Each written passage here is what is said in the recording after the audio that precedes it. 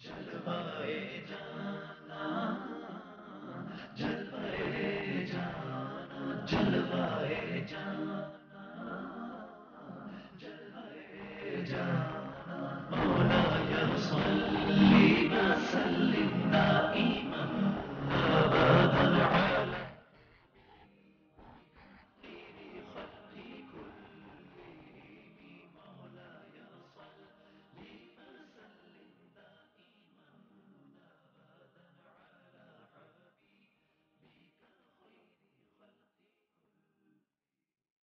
السلام علیکم ورحمۃ اللہ وبرکاتہ۔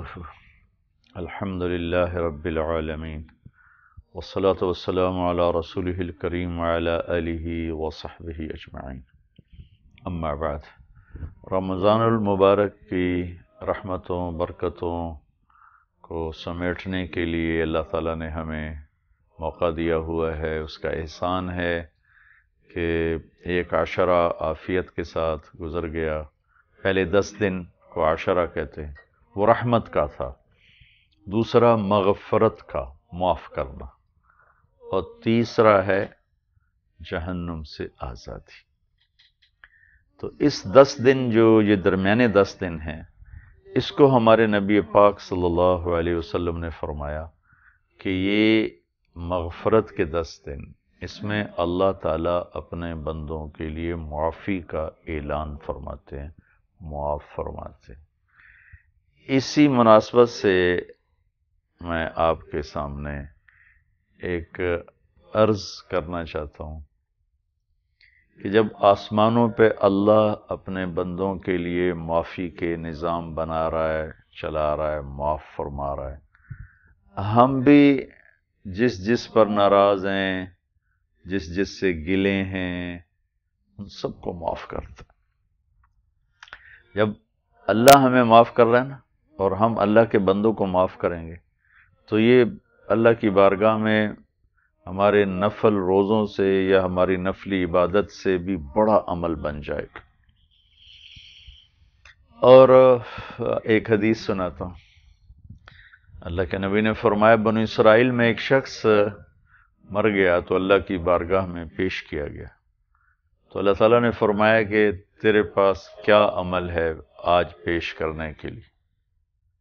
تو اس نے کہا، یا اللہ میرے پاس کچھ نہیں ہے، میں بالکل خالی ہاتھ ہوں۔ تو اللہ تعالیٰ نے فرمایا کہ سوچو۔ ایک روایت میں آتا ہے یہ بات پہلے فرشتوں سے ہوئی، پھر اللہ کی بارگاہ میں پیش ہوئی، اور ایک روایت میں آتا ہے کہ ڈائریکٹ اللہ سے بات ہو رہی۔ کہنے لگا، یا اللہ اور تو کچھ یاد نہیں ہے، میں تاجر تھا، مال دیتا تھا، تو میں نے اپنے ملازموں سے کہہ رکھا تھا کہ انذر الموسر، جو دے سکتا ہے، چونکہ ہمارے پورے ملک میں ہے نا، پیمنٹ کے جب ٹائم آتا ہے تو ہوتی بھی ہے، لوگ نہیں دیتے، اور کسی کے پاس واقعی نہیں ہوتی، وہ نہیں دے پاتا، تو اس پر جو ہمارے بازاروں میں لڑائیاں ہو رہی ہیں اور گالم گلوچ ہو رہا ہے اور عزتیں نیلام ہو رہی ہیں اور بیٹیاں اور بہنوں کو جو گالیاں پڑ رہی ہیں، کاش ہمارے تاجر یا تو ادھار پہ کام کرنا بند کر دیں یا پھر حوصلہ بڑا رکھیں، دو میں سے ایک کام کریں، یا ادھار کام کرنا چھوڑ دیں یا پھر حوصلہ رکھیں۔ تو وہ کہے گا، یا اللہ میں مال دیتا تھا، جو آدمی پیمنٹ دے سکتا تھا اور پھر بھی نہیں دیتا تھا، تو میں کہتا تھا چلو اس کو مہلت دو، مہلت دو، میں نے کبھی اسے تنگ نہیں کیا تھا۔ اور جو واقعی جینون کیس بن جاتا کہ وہ دینے کے قابل نہیں رہتا تھا تو میں اسے معاف کر دیتا تھا، میں کہ چلو کوئی نہیں، بیچارے پہ حالات آ گئے۔ اور میرے پاس یا اللہ کچھ نہیں ہے، اس سے مراد ہے کہ باقی کوئی فرائض ہیں، واجبات ہیں، سنن ہیں، کچھ نہیں، خالی ایمان ہے، اور ایمان کے بعد اس نے اس کو پیش کیا، ورنہ وہ کہتا نماز ہے، روزہ ہے، حج ہے، زکوٰۃ۔ سبحان اللہ۔ اللہ تعالیٰ فرمائیں گے، میرے بندے تو میرے بندوں کے ساتھ بہت بھلا کرتا رہا اور ان کو بہت سکھ پہنچاتا رہا، میں بھی تیرا بھلا کرتا ہوں، تجھے سکھ پہنچاتا ہوں، تو نے میرے بندوں کے ساتھ اچھا کیا، میں تیرے ساتھ اچھا کرتا ہوں، جاؤ جنت۔ سو اس ایک درگزر معاف کرنے پر اللہ نے اس کو جنت میں پہنچا دیا۔ تو اللہ کو انتہائی پسند ہے صلح کرنا، صلح کروانا، معاف کرنا، درگزر کرنا۔ لا خیر فی کثیر من نجواہم الا من امر بصدقۃ او معروف او اصلاح بین الناس ومن یفعل ذلک ابتغاء مرضات اللہ فسوف نؤتیہ اجرا عظیما۔ کہ میرے اللہ تعالیٰ فرما رہے ہیں کہ تم لوگ جو آپس میں میٹنگز کرتے ہو اور آپس میں بڑے مشورے کرتے ہو اور بڑی بڑی میٹنگز کال کرتے ہو، ان کی میرے نزدیک کوئی اہمیت نہیں ہے۔ ہاں، 3 باتیں جو کر رہے ہیں وہ میرے بڑے محبوب ہیں، اور میرا وعدہ ہے کہ انہیں وہ دوں گا جو میری شان کے مطابق ہوگا۔ سبحان اللہ۔ فسوف نؤتیہ اجرا عظیما، اللہ اکبر، وہ دوں گا جو میری شان کے مطابق ہوگا۔ کیا ہے؟ الا من امر بصدقۃ، کہ ایک آدمی مالدار کو ترغیب دے رہا ہے، بھائی اللہ کے نام پہ خرچ کر، چاہے خود مالدار ہے چاہے غریب ہے، لیکن مالدار کو کہہ رہا ہے، لوگوں سے کہہ رہا ہے بھائی اللہ کے نام پہ خرچ کرو۔ اللہ تعالیٰ فرماتے ہیں یہ بات مجھے بڑی اچھی لگتی ہے، تمہاری باقی باتوں کی کوئی اہمیت نہیں۔ او معروف، جو لوگوں کو بھلی باتیں بتاتا ہے، اچھی باتیں بتاتا ہے، اچھی باتوں کی طرف متوجہ کرتا ہے، بھئی سچ بولو، بھئی اللہ کو راضی کرو، بھئی کسی کا برا نہ چاہو، یہ سب اچھی باتیں ہیں۔ کہ جو یہ باتیں کر رہے ہیں وہ بھی میرے بارگاہ میں بہت بڑا اجر پائیں گے۔ اور آخر میں جب جو کلوز کیا ہے آیت کو، وہ ہے اصلاح بین الناس، اور جو لڑے ہوئے میں صلح کراتے ہیں۔ اس کو اللہ نے آخر میں ذکر کیا اس کی اہمیت کو بتلانے کے لیے کہ جو بہت اہم کام ہے، کہ جو لوگوں میں صلح کراتے ہیں، بھائی بھائی میں، ماں باپ اولاد میں، خامد اور بیوی میں، دوست اور دوست میں، ایک بہت بڑا طبقہ ہے جو لڑاتا ہے اور خوش ہوتا ہے۔ یہ اللہ کی نظر میں اتنے گرے ہوئے ہیں، جیسے ایک روایت میں آتا ہے جیسے ہماری نظر میں پاخانہ نجس ہے، ایسے ہی یہ لوگ اللہ کی نظر میں نجس، ناپاک ہیں، جو لوگوں کو آپس میں لڑاتے ہیں۔ اور میرے دیس میں یہ بہت عام ہے، بہت پھیلا ہوا ہے۔ صلح کرانے والے بھی اللہ کا شکر ہے بہت ہے، الحمدللہ، اللہ کا شکر ہے، اللہ کا شکر، لیکن لڑانے والے اس سے بھی زیادہ ہیں، اس کو بھی ابھارتے ہیں، اس کو بھی ابھارتے ہیں۔ تو میرے اللہ نے کہا جو لوگوں میں صلح کرانے والے ہیں اور صلح کی بات کرتے ہیں، ان کے لیے میں نے وہ اجر تیار کیا ہے جو میری شان کے مطابق ہو۔ پھر ایک حدیث آپ نے فرمایا کہ افلا اخبرکم بافضل من درجۃ الصیام والصلاۃ والصدقہ، میں تمہیں ایک عمل بتاؤں جو نفلی روزے سے بھی اعلیٰ درجہ رکھتا ہے، نفلی نمازوں سے بھی اعلیٰ درجہ ہے، اور نفلی صدقہ سے بھی اعلیٰ درجہ ہے۔ تو صحابہ نے کہا یا رسول اللہ بھلا ضرور بتائیں۔ تو آپ نے فرمایا الاصلاح بین الناس، لوگوں میں صلح کرانا، یا صلاح بین الناس، لوگوں میں صلح کرانا، اس لیے کہ آپس کی لڑائی انہا الحالقہ، یہ مونڈنے والی، جیسے اس طرح بالوں کو صاف کر دیتا ہے، ریزر بالوں کو صاف کر دیتا ہے۔ آپ نے فرمایا یہ تمہاری آپس کی لڑائی تمہارے دین کو ایسے صاف کر دے گی جیسے اس طرح اور ریزر بالوں کو صاف کر دیتا ہے۔ تو آپس کی صلح کروانا، اس کو اللہ تعالیٰ نے ایک عظیم کام بتایا اور اس کے لیے اجر عظیم رکھا۔ اور اللہ کے نبی نے فرمایا کہ نفل نماز سے بہتر ہے، نفل روزے سے بہتر ہے، اور نفل صدقہ سے بہتر ہے۔ کہ اس کو تو عام طور پر بڑا اہتمام کیا، دیگیں چڑھ رہی ہیں، بکرے ذبح ہو رہے ہیں، صدقے کیے جا رہے ہیں اور نفل پڑھے جا رہے ہیں، روزے رکھے جا رہے ہیں۔ ہمارے ایک ساتھی تھے چند سال پہلے فوت ہوئے، ساری زندگی روزہ رکھا، میرے ساتھ جماعت میں بھی نکلے، مسلسل روزے رکھتے تھے بغیر رکے ہوئے، صرف عید کے 2 روزے، 30 برس ایسی زندگی گزاری۔ پھر آخر عمر میں آ کر کسی نے سمجھایا تو پھر ایک دن رکھتے تھے، ایک دن چھوڑتے تھے، ساری زندگی روزے کے ساتھ گزری۔ تو اس کی عظمت ہے، لیکن میں 2 آدمیوں میں صلح کرا رہا ہوں، اس کی محنت کر رہا ہوں، اس کی محنت کر رہا ہوں، کھپ رہا ہوں، دیکھنے میں کوئی عبادت نہیں کر رہا ہوں، میں تو کبھی اس سے بات کر، اور اس میں تو جھوٹ بولنا بھی جائز ہے کہ اس کو اس سے ملانے کے لیے، اس کو اس سے ملانے کے لیے۔ میرے نبی نے فرمایا میرا امتی ہر گناہ کر سکتا ہے، جھوٹ نہیں بول سکتا، دھوکہ نہیں دے سکتا۔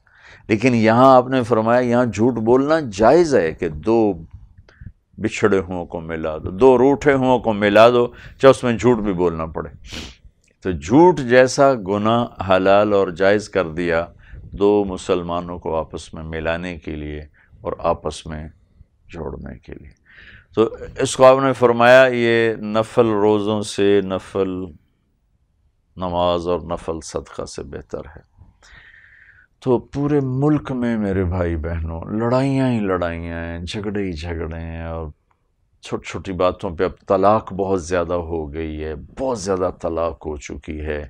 میں کئی سال سے انگلینڈ جا رہا ہوں ہر سال، تو وہاں کے جو ہمارے سنجیدہ لوگ ہیں اور 50+ ہیں، وہ بڑے پریشان ہیں کہ ہماری اولادیں جو یہاں پیدا ہوئیں ان میں چوتھے دن طلاق ہو جاتی، چونکہ ایک دوسرے کو برداشت کرنے کا وہ معاشرہ نہیں، سیکھا ہوا نہیں، ہر ایک کا جی میں نے اپنی مرضی کرنی، جو حائل ہوگا میں اس کو ٹھوکر مار دوں گا یا ٹھوکر مار دوں گی، لہٰذا وہاں بہت طلاق۔ اور اب یہی طلاق میرے دیس میں بھی بہت کثرت سے ہو گئی ہے کہ جب سے نئی تہذیب آئی ہے اور مکس ہو گئے ہیں، مرد عورت کا اختلاط ہو گیا ہے، ہماری نوجوان نسل وہ پرانی تہذیب بھول چکی ہے، تو بہت گھر ٹوٹ رہے ہیں، بہت گھر ٹوٹ رہے ہیں۔ تو یہ مہینہ محبت کا ہے، ہمدردی کا ہے، اور خاص طور پر یہ 10 دن اللہ کی طرف سے معاف کرنے کے ہیں، ہم بھی معاف کریں، درگزر کریں، لڑے ہوئے سے خود جا کے لپٹ جائیں۔ اللہ نہ کرے وہ ہمیں آگے برا سلوک کریں، اگر وہ برا سلوک کریں بھی تو آپ ان کو معاف کر کے واپس آ جائیں، آپ کی طرف سے حجت تمام ہو گئی، آپ نے اپنا حق ادا کر دیا۔ تو کسی میں ہمت نہیں ہو رہی خود جانے کی، دوسرے کو یار میری صلح کرا دو، یا میرا ان سے ہاتھ ملا دو، میری صلح کرا دو۔ یہ رات کی تہجد سے بڑی نیکی ہے، اور یہ نفلی صدقات سے بڑی نیکی ہے، اور یہ نفلی روزوں سے بڑی نیکی ہے۔ اور چھوٹا جھگڑا ہونا کوئی بڑی بات نہیں، جھگڑا ہو کہ نفرت، بائیکاٹ، یہ نہیں ہونا چاہیے۔ ہمارے پنجابی ہمارے جو خاص جو ہمارا لگ باجی اسی طرح جی لیکا چھک چھڑیا ہے، لیکا چھک چھڑیا، میں تو آگ چھڑیا میری منجی نو بھی ہاتھ نہ لاوے، بے وقوف، مرنے کے بعد بھی بغض لے کے جا رہے۔ ہائے ہائے ہائے، مجھے اپنے ہی ایک قوم کا واقعہ یاد آ گیا۔ ہماری قوم کے ایک بڑے سردار آدمی وہ بڑے غصے میں کہہ رہے تھے میں آگ چھڑیا پترانو کہ او بندہ میری منجی نو بھی ہاتھ نہ لاوے، اور جس دن وہ مرا تو اس بندے نے سب سے آگے اس کی منجی کو کندھا دیا ہوا تھا۔ تو مرنے کے بعد بھی نادان نفرت نہیں چھوڑ رہے اور بغض نہیں چھوڑ رہے ہیں۔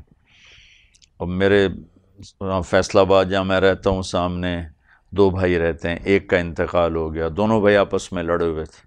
مجھے کسی نے بتایا کہ اس کے جنازے میں نہیں جا رہا، میں نے اس کو اس کے بیٹے کو بلایا، ہاتھ جوڑے، پاؤں پکڑے، اللہ کے واسطے سگا بھائی ہے، 1 ماہ کا دودھ پیا ہے، جنازہ تو پڑھ لو، مر گیا، جھگڑے ختم، نہیں گئے، نہیں پڑھا جنازہ۔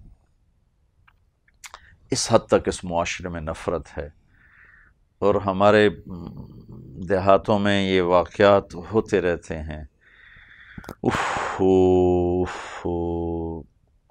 اپنے علاقے کے لوگوں کے حالات بتا رہا ہوں۔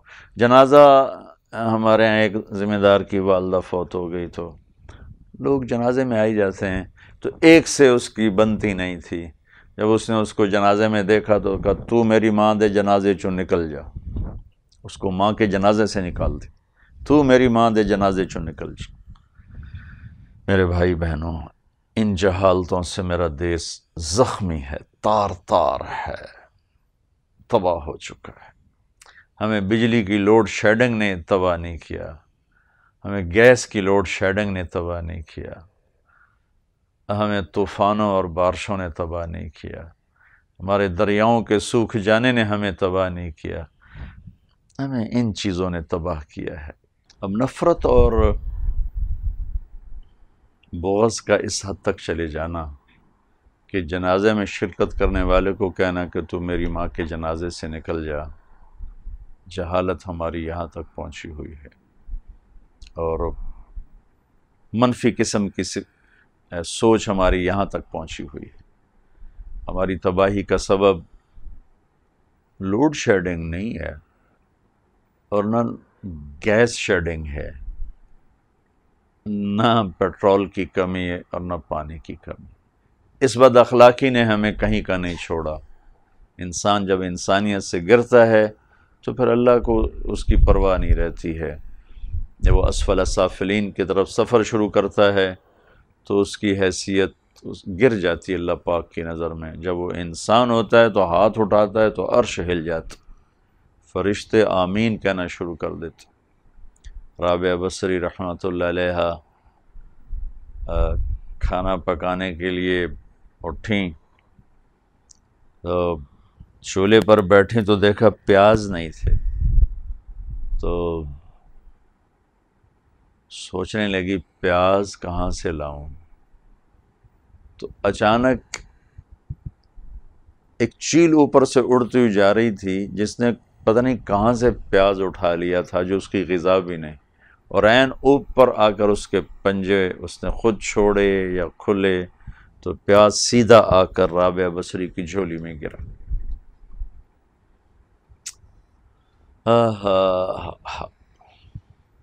قومیں چیزوں کی کمی سے نہیں ہلاک ہوتی، اخلاقی پستی سے ہلاک ہوتی۔ تو اس وقت بہت سی کمیوں کے میں سے ایک کمی کو میں ڈسکس کر رہا ہوں کہ ہم آپس میں بہت لڑتے ہیں، بہت نفرت ہے، معاف کرنے کا کوئی جذبہ نہیں، درگزر کرنے کا کوئی جذبہ نہیں۔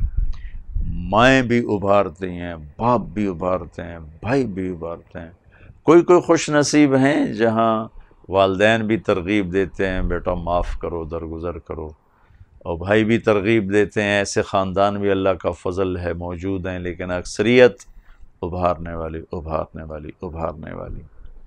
جو بھی کوئی ایشو ہے، خاندانی ہے، جائیداد کا ہے، رشتے ناطے کا ہے، کوئی سیاست کا ہے، کوئی مذہب کا ہے، خاص طور پر یہ جو مذہبی نفرت ہے یہ تو میرے دل کا روگ بنی ہوئی ہے اور میرے سینے کا درد بنی ہوئی ہے کہ میں کس طرح اپنی قوم کو یہ بات واضح کروں، کس طرح اپنی نوجوان نسل کو میں اس آگ سے نکالوں کہ مذہب کے نام پہ نفرت یہ سب سے بڑا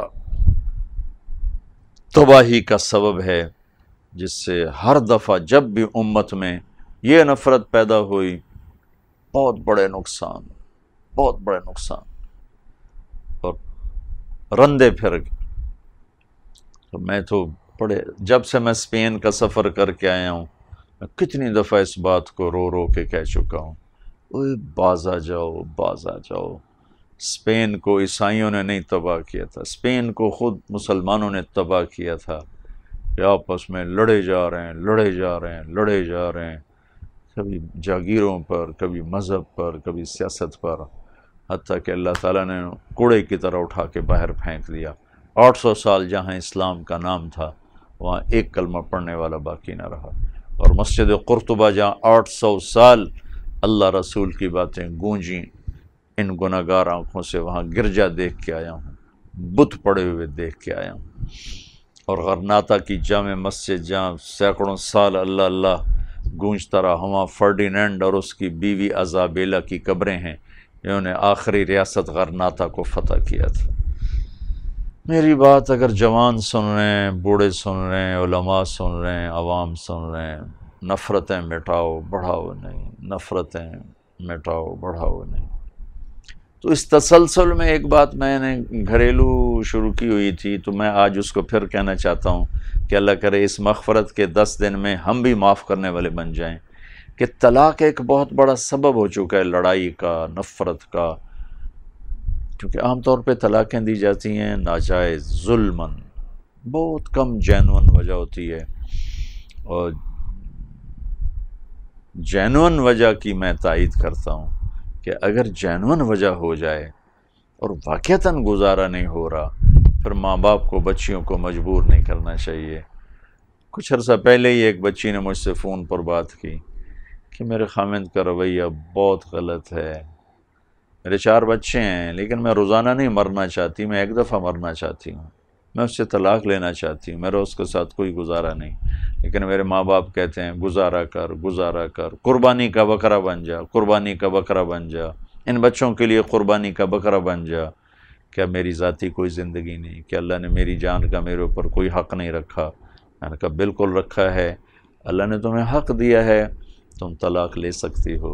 ایسے موقعوں پہ ماں باپ کو یہ ظلم نہیں کرنا چاہیے کہ پریشر دے رہے ہیں کہ نہیں گزارا کر، بعد میں کون تجھے سنبھالے گا۔ بات تو اللہ کو پتہ ہے کل کیا ہونے والا ہے، لیکن آپ اپنی بچی کو روزانہ کیوں ذبح ہونے کے لیے چھوڑ رہے ہیں؟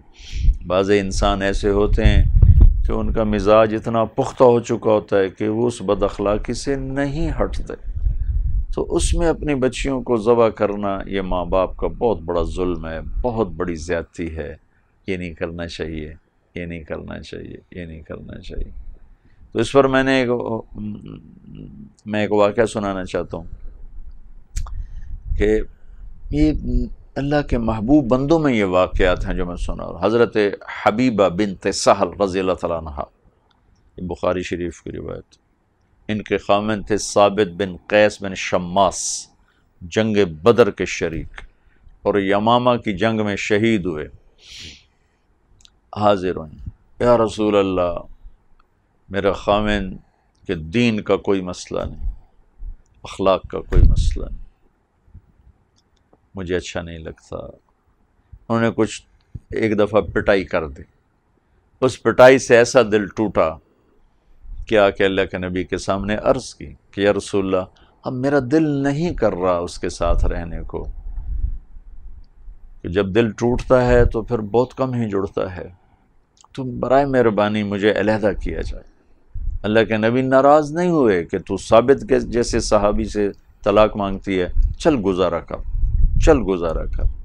پہلا خلا اسلام کا، آپ نے فرمایا اس نے تمہیں مہر میں باغ دیا تھا، باغ اس کو واپس کرتی ہے؟ کہ جی کرتی ہوں، میں باغ واپس کرتی ہوں۔ آپ نے کہا اس کو طلاق دو، تو آپ نے خود طلاق دلوائی، باغ ان کو واپس کروایا، وہ بچی کو طلاق دلوائی، اسے آزاد کی۔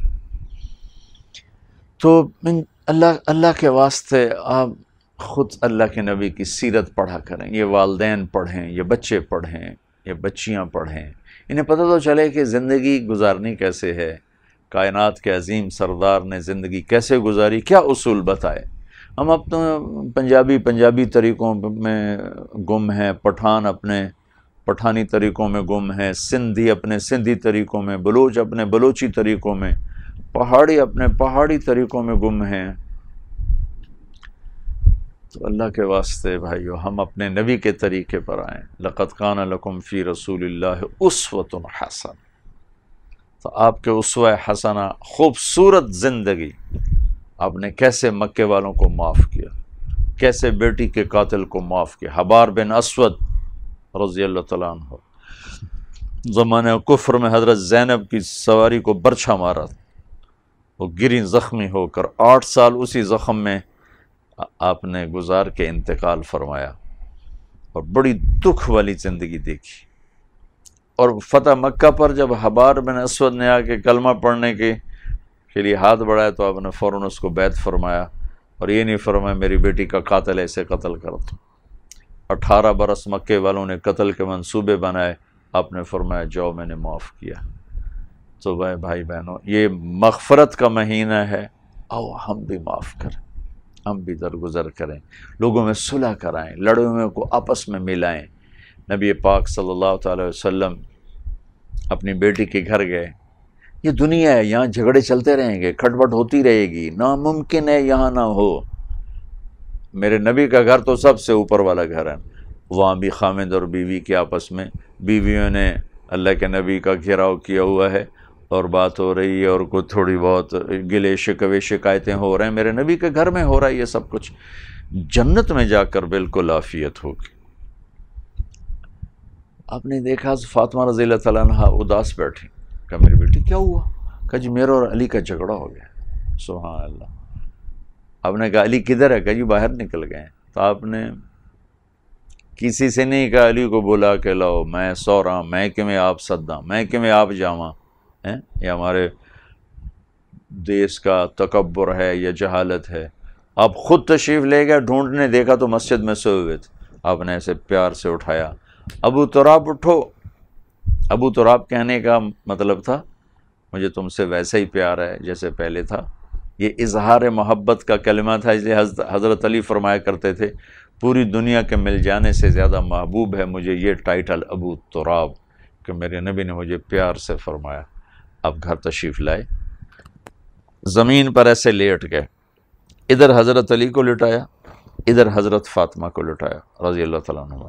نہ علی سے پوچھا کیا مسئلہ ہے، نہ فاطمہ سے پوچھا کیا مسئلہ ہے. عام طور پر یہ جو صلح کرانے والے ہوتے ہیں نا، یہ مسئلے پوچھتے پوچھتے اور لڑا دیتے. اور جب صلح کرنی ہو تو پھر یہ مت کہو جی اسی پہلے کوئی گل کرنی ہے، اسی جی کو پہلے گلاں کرنی ہیں پھر اسی سوچاں گے، پھر تو کبھی صلح ہو ہی نہیں سکتی. آپ نے کچھ نہیں پوچھا. علی ہاتھ دو، یہ ہاتھ لیا یہاں رکھا ناف پر. فاطمہ ہاتھ دو، ان کا ہاتھ لیا اور یہ رکھا. ٹھیک ہے، یہ علی کا ہاتھ، یہ فاطمہ کا ہاتھ، اور اس کے اوپر اپنا ہاتھ رکھا. 3 ہاتھ ہو گئے. سبحان اللہ. پھر فرمایا بولو ہماری صلح ہوگی. دونوں نے کہا ہماری صلح ہو گئی. آپ اٹھے باہر نکلے، 14ویں کے چاند کی طرح چہرہ چمک رہا تھا. صحابہ نے عرض کی یا رسول اللہ آج آپ بڑے خوش نظر آ رہے ہیں. کہا علی و فاطمہ کی صلح کرا کے آ رہا ہوں.